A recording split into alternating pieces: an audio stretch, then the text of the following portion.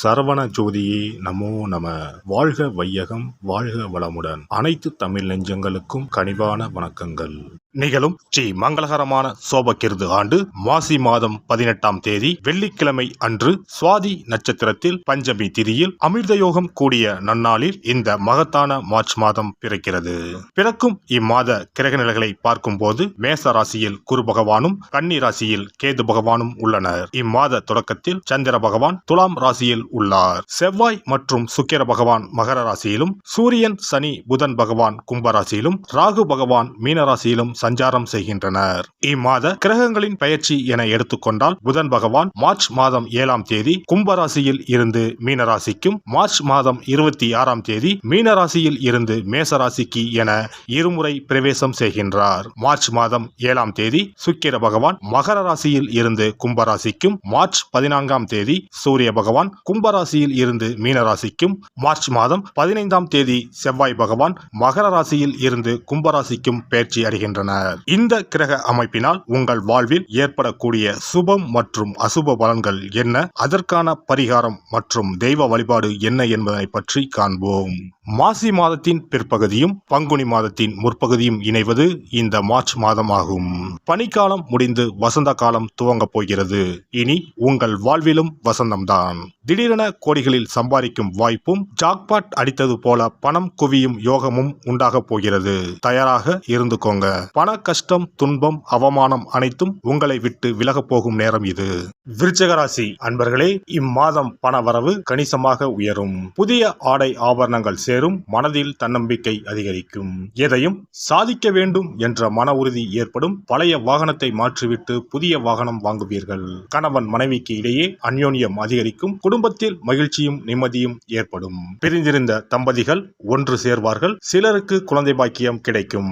சுப நிகழ்ச்சிகளில் கலந்து கொள்வீர்கள். குடும்பத்துடன் விருந்து விசேஷங்களுக்கு சென்று வருவீர்கள். உறவினர்களால் உதவி கிடைக்கும். அதே நேரத்தில் அவர்களால் சிறு உபதிரவமும் ஏற்படலாம். உறவினர்கள் வகையில் சற்று பக்குவமாக நடந்து கொள்வது நல்லது.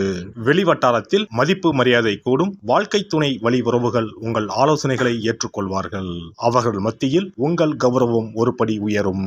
உடல் நலனில் மட்டும் சற்று கவனமாக இருப்பது நல்லது. அலுவலகத்தில் இதுவரை இருந்து வந்த இறுக்கமான சூழ்நிலை மாறும். உங்கள் பணிகளில் சக ஊழியர்களின் ஒத்துழைப்பு கிடைக்கும். சிலருக்கு எதிர்பார்த்த பதவி உயர்வு, ஊதிய உயர்வு போன்ற சலுகைகள் கிடைக்கும். நிர்வாகத்திடம் எதிர்பார்த்த கோரிக்கைகள் நிறைவேறும். தொழில் மற்றும் வியாபாரத்தில் லாபம் சுமாராகத்தான் கிடைக்கும். மாத முற்பகுதியில் வீண் விரயம் ஏற்பட சாத்தியம் உள்ளது. புதிய முயற்சிகளை தவிர்ப்பதுடன் வியாபாரத்தை விரிவுபடுத்தும் முயற்சிகளை தவிர்க்கவும். சக வியாபாரிகளால் மறைமுக போட்டிகளை சந்திக்க நேரலாம். குடும்பத்தை நிர்வகிக்கும் பெண்களுக்கு பல வகையிலும் முன்னேற்றம் தரும் மாதமாக இருக்கும். கணவரின் பாராட்டுக்கள் கிடைக்கும். அலுவலகம் செல்லும் பெண்களுக்கு சிறப்பான பலன்கள் ஏற்படக்கூடும். எதிர்பார்த்த பதவி உயர்வு, ஊதிய உயர்வு கிடைக்கக்கூடும். மாணவர்களுக்கு கல்வியை பற்றிய பயம் நீங்கும். குழப்பம் இல்லாத தெளிவான மனதுடன் பாடங்களை படித்து வெற்றி பெறுவீர்கள். கலைத்துறையினருக்கு கௌரவம் உயரும். விரும்பிய பதவி கிடைக்கும். வழக்கு விவகாரங்கள் உங்களுக்கு சாதகமாக இருக்கும். கைவிட்டு போன பொருட்கள் மீண்டும் கிடைக்கும். அலட்சிய போக்கை கைவிடுவது நல்லது. அரசியல் துறையினருக்கு பணப்புழக்கம் அதிகரிக்கும். எடுத்த காரியம் அனைத்தும் வெற்றிகரமாக முடியும். மதிப்பு மரியாதை சிறப்படையும். செல்வாக்கு ஓங்கும். நட்பு வட்டாரத்தில் குதூகலம் ஏற்படும். நட்சத்திர பலன்கள். விசாகம் 4ஆம் பாதம். இந்த மாதம் குடும்பத்தில் இருந்த சிக்கல்கள் தீரும். உத்தியோகத்தில் இருப்பவர்களுக்கு வீண் அலைச்சல் குறையும். மற்றவர்கள் மூலம் உதவிகள் கிடைக்கும்.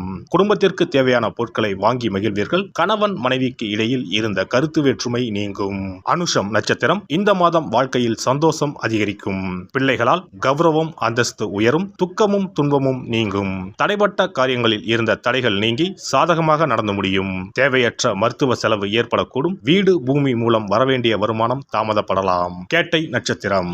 இந்த மாதம் வாழ்க்கை துணையுடன் விவாதம் உண்டாகும். தொழில் வியாபாரத்தில் ஈடுபட்டு இருப்பவர்கள் அவசர முடிவுகள் எடுப்பதை தவிர்ப்பது நல்லது. உத்தியோகத்தில் இருப்பவர்கள் வீண் அலைச்சலையும் காரிய தாமதத்தையும் சந்திக்க வேண்டியிருக்கும். காசி விசாலாட்சியை வழிபட எதிர்ப்புகள் அகலும். காரிய தடை நீங்கும். சிவபெருமானை வணங்குவதற்கும் அவரின் அருளை பெறுவதற்குமே அவருடைய ஆசி இருந்தால்தான் முடியும். அதனால்தான் அவன் அருளாலே அவன் தாள் பணிந்து என்ற அற்புதமான வாசகத்தின் மூலம் நாம் அறிய முடிகிறது. சிவ அருளை பெற வேண்டும் எனில் அது அத்தனை சுலபமான காரியம் கிடையாது. சிந்தையிலும் செயலிலும் சிவனையே நினைத்து ஒவ்வொரு காரியத்தையும் செய்ய வேண்டும். இனி இந்த மார்ச் மாதத்தில் மகா சிவராத்திரி எப்போது, இந்த நாளுக்கு அப்படி என்ன சிறப்பு என்பதனை பற்றி காண்போம். சிவபெருமானுக்கு எத்தனையோ திருநாமங்கள் உள்ளன. அவற்றில் மிக உயர்வானதாக சொல்லப்படுவது மகாதேவன் என்ற திருநாமம். மகாதேவன் என்றால் கடவுள்கள் அனைவருக்கும் மேலான கடவுள், கடவுள்களுக்கு எல்லாம் தலைவன் என்ற பொருள். சிவாய நம என சிந்திப்பவர்க்கு அபாயம் ஏற்படாது என்பார்கள். அப்படி கர்ம வினைகளில் இருந்தும் அனைத்து விதமான துன்பங்களில் இருந்தும் விடுபடுவதற்கு சிவனே கதி என சிவபெருமானை சரணடைவதற்கு ஏற்ற நாள் மகா சிவராத்திரி தினமாகும். மகா சிவராத்திரி நாளில் சிவபெருமானை முழு மனதுடன் உண்மையான பக்தியுடன் வழிபட்டால் நம்முடைய வேண்டுதல்கள் அனைத்தையும் சிவபெருமான் நிறைவேற்றி வைப்பார் என்பது ஐதீகம்.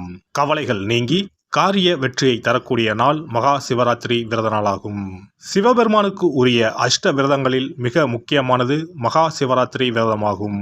சிவபெருமானின் அருளை பெறுவதற்குரிய மிக உன்னதமான புண்ணிய நாளாகும். ஒவ்வொரு மாதமும் தேய்பிறை சதுர்த்தசி திதியில் வருவதை மாத சிவராத்திரி என்றும், மாசி மாதம் தேய்பிறை சதுர்த்தசியில் வருவதை மகா சிவராத்திரி என்றும் கொண்டாடுகிறோம். நாடு முழுவதும் சிவ பக்தர்களால் கோலாகலமாக கொண்டாடப்படும் விழாக்களில் மகா சிவராத்திரி விழாவும் ஒன்று. இந்துக்களின் மிக முக்கியமான விரத நாட்களில் இதுவும் ஒன்று. முப்பெரும் தேவர்களில் ஒருவரான சிவபெருமானுக்குரிய ராத்திரியாக சிவராத்திரி கொண்டாடப்படுகிறது. இந்த ஆண்டு மகா சிவராத்திரி விழா மார்ச் 8ஆம் தேதி கொண்டாடப்பட உள்ளது. அன்று இரவு 8:20 மணிக்கு துவங்கி மார்ச் 9ஆம் தேதி மாலை 6 மணி வரை சதுர்த்தசி திதி உள்ளது. இதனால் மார்ச் 8ஆம் தேதி இரவு 8:30 மணிக்கு பிறகே சிவராத்திரி பூஜை துவங்க வேண்டும்.